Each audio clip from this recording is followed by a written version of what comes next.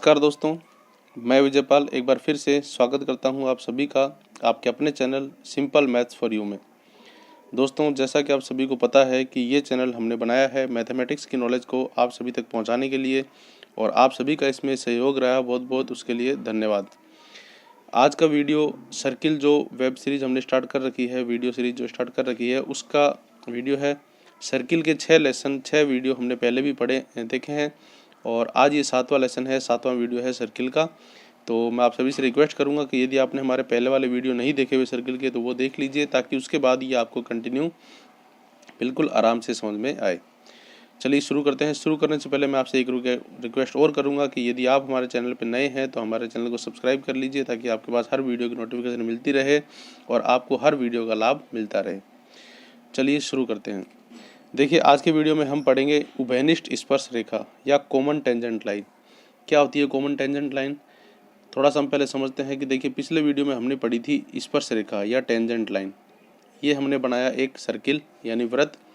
Circle के अंदर ये केंद्र और हमने इस पर एक ऐसी लाइन खींची थी जो इसको एक बिंदु पर टच करती है। ये हमारी कहलाई थी क्या? ये हमारी कहलाई थी स्पर्श रेखा या टेंजेंट लाइन। ठीक है, टेंजेंट लाइन के बारे में और क्या पढ़ा था हमने कि ये जो बिंदु होता है ये कहलाता है टेंजेंट पॉइंट या स्पर्श बिंदु। ये सेंटर है, केंद्र है वृत्त का। जब इसको मिला देते हैं तो ये हमारी होती है रेडियस, और रेडियस और टेंजेंट लाइन के बीच में हमेशा जो कोण बनता है वो बनता है 90 डिग्री या समकोण। ठीक है, अब आज हमें पढ़ना है उभयनिष्ठ स्पर्श रेखा। उभयनिष्ठ का मतलब क्या होता है? कॉमन, यानी टेंजेंट लाइन वो टेंजेंट लाइन जो दोनों में कॉमन है। दोनों में का मतलब यहाँ पे हमारे पास दो वृत्त होंगे। यहाँ पे हमारे पास क्या होंगे? दो वृत्त होंगे, और दोनों वृत्त यहाँ पे हमारे पास दो वृत्त होंगे और दोनों वृत्तों पे जो लाइन कॉमन हो स्पर्श रेखा, वो हमारी क्या कहलाएगी? उभयनिष्ठ स्पर्श रेखा। ठीक है, तो उसके बारे में आज हम पढ़ेंगे। अब देखिए, यदि दो वृत्त मैं बनाऊं तो मैं दो वृत्त ऐसे भी बना सकता हूँ कि ये रहे दो वृत्त। ये दो वृत्त मैं ऐसे भी बना सकता हूँ चिपके हुए कि ये दो वृत्त। ये दो वृत्त मैं ऐसे भी बना सकता हूँ, या ये दो वृत्त मैं ऐसे भी बना सकता हूँ। तो दो जो वृत्त होंगे उन वृत्तों की क्या कंडीशन होगी, किस प्रकार वृत्त होंगे, इसके लिए अलग अलग स्थितियाँ बनती हैं। मतलब वृत्त ऐसे भी हो सकते हैं, ऐसे भी हो सकते हैं, तो इनके लिए अलग अलग स्थितियाँ बनती हैं। वो सारी स्थितियाँ हम आज की वीडियो में देखेंगे और सारी स्थितियाँ इंपॉर्टेंट है, तो ध्यान से देखिएगा। सबसे पहले हम बात करते हैं पहली स्थिति की। ठीक है, सबसे पहले हम बात करते हैं पहली स्थिति की। अब पहली जो स्थिति है उसके अंदर हम लेते हैं जब वृत्त बाहर हों। क्या हों? जब वृत्त क्या हों? बाहर हों और स्पर्श ना करें। यानी वृत्त एक दूसरे के बाहर हों और स्पर्श ना करें। यानी कि एक ये मैंने वृत्त बनाया और एक ये मैंने वृत्त बनाया। ये अलग अलग त्रिज्या के हो सकते हैं, सेम त्रिज्या के हो सकते हैं, उससे कोई फर्क नहीं पड़ता। ये मैंने वृत्त बनाया, इसका जो केंद्र है वो O मैं लिख देता हूँ और इसकी जो त्रिज्या है वो R लिख दी। अब इसका भी केंद्र को O से ही लिखते हैं और त्रिज्या को R से लिखते हैं, तो यहाँ पर मैं O2 लिख देता हूँ और R2 लिख देता हूँ। यहाँ पे मैं O1 और R1 कर देता हूँ, ताकि अलग अलग वृत्तों में पहले वृत्त में 1 और दूसरे वृत्त में 2। अब यहाँ पर आपको ऐसी लाइन खींचनी है जो इनकी स्पर्श रेखा भी हो और एक ही रेखा हो और दोनों में कॉमन हो। तो आप पता लगाओ, गैस करो कि कितनी रेखाएं आप खींच सकते हो। तो देखिए, मैं खींचता हूँ। देखिए, सबसे पहले तो मैं इस तरह की एक रेखा खींच सकता हूँ जो इन दोनों पर स्पर्श रेखा का काम करे, और स्पर्श बिंदु हो जाएंगे ये और ये।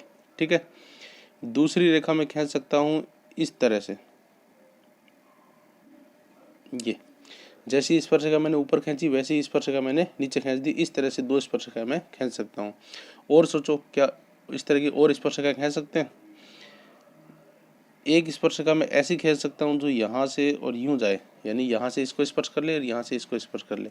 और इसी प्रकार एक स्पर्श रेखा मैं यूं खींच सकता हूँ कि जो यहाँ से इसको टच करे और यहाँ से इसको टच करते हुए निकल जाए। इस प्रकार ये जो रेखाएं हैं ये स्पर्श रेखा हैं और उभयनिष्ठ स्पर्श रेखा हैं, क्योंकि ये दोनों को कॉमन रूप से टच कर रही हैं, कॉमन रूप से इनको स्पर्श कर रही हैं। अब यहाँ पे आप ध्यान से देखिए, क्या इनके अलावा कोई और ऐसी रेखा हो सकती है जो इनको टच करे? आप हर प्रकार से रख के सोच लीजिए, ऐसी नहीं हो सकती। केवल ये 4 ही लाइनें हैं जो इस तरह से दोनों वृत्तों को एक साथ स्पर्श कर सकती हैं या दोनों वृत्तों के लिए स्पर्श का कहलाएंगी। तो अब कितनी रेखाएं होंगी? 1 2 3 और 4, यानी कुल स्पर्श रेखाएं जो होंगी वो कितनी स्पर्श रेखाएं होंगी? 4। जो कुल स्पर्शरेखाएं होंगी वो कितनी होगी, 4। यानी जब वृत्त एक दूसरे को बाह्य मतलब दूर दूर हों और स्पर्श ना करें, तब उस स्थिति में हम कुल 4 उभयनिष्ठ रेखाएं खींच सकते हैं। अब यहाँ पर देखिए हमने लिखा था जब वृत्त बाहर हो और स्पर्श ना करें, तो इस कंडीशन में जो इसको हम सिम्बॉलिकली लिखेंगे तो वहाँ पर हम इस तरह से लिखते हैं कि O1 और O2, यानी O1 से O2 तक की दूरी, ये रहा O1 ये रहा O2, O1 से O2 तक की दूरी जो है वो R1 प्लस R2, यानी दोनों त्रिज्याओं का जो योग है इससे ज़्यादा हो। इस बात को आप सिम्बॉलिकली समझना, यानी कि R1 प्लस R2 इन दोनों त्रिज्याओं का जो योग है और O1 O2 और दोनों केंद्रों के जो बीच की दूरी है O1 से O2, ये केंद्रों के बीच की दूरी दोनों त्रिज्याओं के योग से ज़्यादा है, तब ये कंडीशन आएगी। यानी वृत्त के बाहर हो, वृत्त स्पर्श ना करें, तो उस कंडीशन में केंद्रों के बीच की दूरी दोनों त्रिज्याओं के योग से बड़ी होगी और उस कंडीशन में हम कुल 4 स्पर्शरेखाएं खींच सकते हैं। ठीक है, अब चलते हैं दूसरी कंडीशन की तरफ। दूसरी कंडीशन में क्या होगा, जब वृत्त बाह्य स्पर्श करें, जब वृत्त क्या करें, बाह्य स्पर्श करें। बाह्य स्पर्श का मतलब है आउटर टच करें, दोनों को बाहर से टच करें। तो बाहर से टच करने का मतलब अपन सिंबॉलिकली लिख सकते हैं कि O1 O2 जो हो वो बराबर हो R1 प्लस R2 के। कैसे, ये देखिए मैंने एक वृत्त बनाया और दूसरा वृत्त बना दिया जो इसको क्या कर रहा है, बाहर से टच कर रहा है इस तरह से। मतलब आप यूँ समझिए इन दोनों वृत्तों को हम पास लिया है और मैंने इन दोनों को टच कर दिया। अब यहाँ पर इसका केंद्र O1, इसका केंद्र O2, इसकी त्रिज्या R1 और इसकी त्रिज्या R2।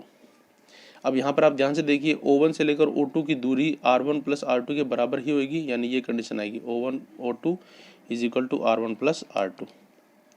ठीक है, अब इस स्थिति में कितनी स्पर्शरेखा खींच सकते हैं, आप इन ऊपर वाले की से तुलना कीजिए तो देखिए एक रेखा तो ये वही है जिसको अपन खींच सकते हैं, एक रेखा ये नीचे वाली है जिसको अपन बिल्कुल आसानी से खींच सकते हैं, और यहाँ पर जो टच कर रही है, अब पहले तो ये दूर दूर थे तो इस तरह से 2 रेखाएं बीच में आ गई थी, लेकिन अब ये पास पास हैं तो केवल एक ही रेखा है जो इस तरह से इनको टच करती हुई आएगी।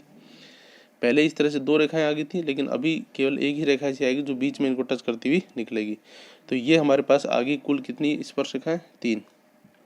यानी कि जब वृत्त एक दूसरे को बाह्य स्पर्श करें और एक दूसरे के बाहर स्थित हों, तो उस कंडीशन में तीन उभयनिष्ठ स्पर्शरेखाएं खींची जा सकती हैं। ये है हमारी दूसरी कंडीशन। ठीक है, फिर चलते हैं हमारी नेक्स्ट तीसरी कंडीशन में। तीसरी कंडीशन में हम देखते हैं कि वृत्त एक दूसरे को काटे,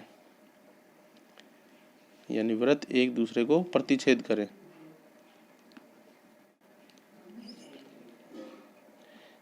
वृत्त एक दूसरे को क्या करें, प्रतिच्छेद करें। प्रतिच्छेद करने का मतलब है एक दूसरे को काटे, या जैसे अपन समझ सकते हैं एक वृत्त तो ये रहा और एक वृत्त ये रहा, ये इस तरह से इनको काटते हुए, यानी ये और पास आ गए और एक दूसरे के अंदर चले गए।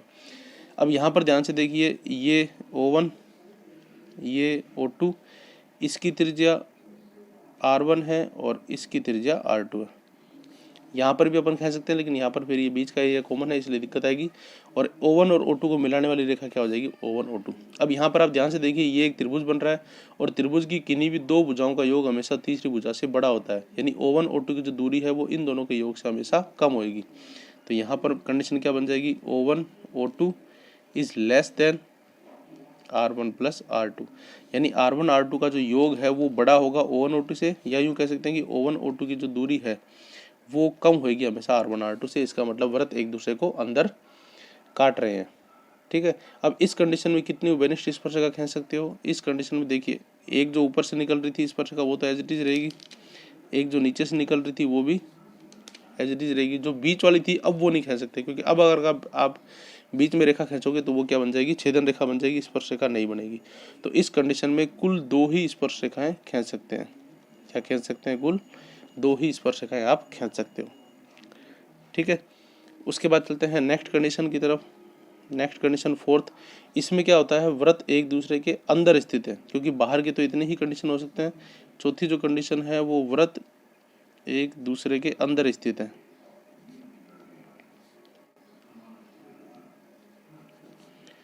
अंदर स्थित हों। ठीक है, अब जब वृत्त एक दूसरे के अंदर स्थित होंगे तो अंदर स्थित में क्या होगा, ये देखिए ये एक वृत्त है और ये मैंने इसके अंदर कहीं दूसरा वृत्त बना दिया। इसका केंद्र O1 है और इस बड़े वाले का केंद्र मैं यहाँ मान लेता हूँ O2 है। इसकी त्रिज्या R1 है और इसकी त्रिज्या मैं मान लेता हूँ R2 है। अब यहाँ पर देखिए, जब ये इस तरह से एक दूसरे के अंदर हैं तब यहाँ पर आप क्या लिख सकते हो कि O1 O2 की दूरी, O1 O2 की तो दूरी है वो क्या हो सकती है। अब यहाँ पे देखिए R2 की त्रिज्या बड़ी है तो R1 में से आप क्या करोगे, R2 में से R1 लेस करोगे, यानी R2 माइनस R1। इस कंडीशन में बड़ी क्या होगी, O1 O2 की दूरी बड़ी होगी या R2 माइनस R2 की बड़ी होगी। देखिए यहाँ पर ये कहना थोड़ा सा असमंजस में है क्योंकि ये वृत्त की स्थिति पर निर्भर करता है। अगर वृत्त इससे थोड़ा सा बड़ा हो तो हर बार हम ये नहीं कह सकते कि ये बड़ा होगा या छोटा होगा। तो यहाँ पर हम एक इस तरह से समझ लेते हैं कि इसका जो है एक क्वेश्चन मार्क लगा देते हैं, मतलब ये स्थिति बदल सकती है, लेस देन भी हो सकता है और ग्रेटर देन भी हो सकता है, बराबर नहीं होगा। या हम यूँ मान सकते हैं कि O1 O2 is not equal R1 minus R2, या 2 माइनस 1 लिख देते हैं क्योंकि चित्र के हिसाब से हमने बड़ी त्रिज्या लिखी है। तो बड़ी में से जब आप R1 घटाओगे तो उसका जो है वो O1 O2 की दूरी के बराबर नहीं आएगी, कम आ सकती है, ज़्यादा आ सकती है, बराबर नहीं आएगी, ये कंडीशन होगी। और इस स्थिति में कितने आप स्पर्शरेखा खींच सकते हो, इस स्थिति में आप एक भी स्पर्शरेखा नहीं खींच सकते, यानी कि कुल 0 स्पर्शरेखा कह सकते हो। क्यों? क्योंकि यदि कोई बाहर वाले को स्पर्श करेगी तो अंदर वाले को नहीं करेगी, और अंदर वाले को अगर वो स्पर्श करेगी तो बाहर वाले के लिए वो बन जाएगी छेदक रेखा। तो इसीलिए ऐसी स्थिति में एक भी उभयनिष्ठ स्पर्शरेखा नहीं खींची जा सकती। फिर लास्ट कंडीशन यानी 5वीं कंडीशन, इस कंडीशन में क्या होगा, वृत्त एक दूसरे को अंतः स्पर्श करें। वृत्त एक दूसरे को क्या करे, अंतः स्पर्श करें। अंतः स्पर्श का मतलब है वृत्त एक दूसरे को अंदर से स्पर्श करें। अब अंदर से स्पर्श कैसे करें, ये एक वृत्त और यहीं से स्पर्श करता हुआ हमने बना दिया दूसरा वृत्त, ये इस बिंदु पर स्पर्श कर रहे हैं, ठीक है। ये इसका केंद्र O1, ये बड़े वाले का केंद्र O2, इसकी त्रिज्या R1 और बड़े वाले की त्रिज्या R2। ये थोड़ा सा आप समझना, यहाँ पर हमेशा क्या होगा कि O1 O2 की जो दूरी होगी वो बराबर होगी किसके, R2 माइनस R1 के, यानी दोनों के केंद्रों की जो दूरी होगी वो बड़ी त्रिज्या में से छोटी त्रिज्या घटा दोगे उसके बराबर आएगी। और यहाँ इस कंडीशन में जो वृत्त होंगे वो क्या होंगे, अंतः स्पर्श करेंगे। और अंतः स्पर्श में ये जो स्पर्श बिंदु है, इसी बिंदु के ऊपर आप एक स्पर्श रेखा खींच सकते हो जो दोनों को स्पर्श करती हुई नजर आएगी। ये देखिए इस तरह से। तो यहाँ पर जो कुल स्पर्श रेखा की संख्या है वो कितनी होगी, वो होगी 1। तो ये 5 कंडीशन है जो आपको याद रखनी है। चलिए एक बार वापस से इन कंडीशन को देख लेते हैं। उभयनिष्ठ स्पर्श रेखा जो दोनों को स्पर्श करे, दो वृत्तों को, अलग अलग कंडीशन हो सकती है। पहली कंडीशन जब दोनों वृत्त एक दूसरे के बाहर हों तो 4 खींची जा सकती है, O1 और 2 greater than R1 plus R2।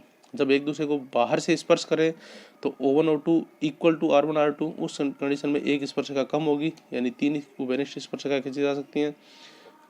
उसके बाद दोनों पास आते आते दोनों ने एक दूसरे को प्रतिच्छेद कर लिया, उस कंडीशन में केवल 2 ही स्पर्शरेखा खींची जा सकती है, यानी O1 और 2 लेस देन हो गया R1 प्लस R2 के।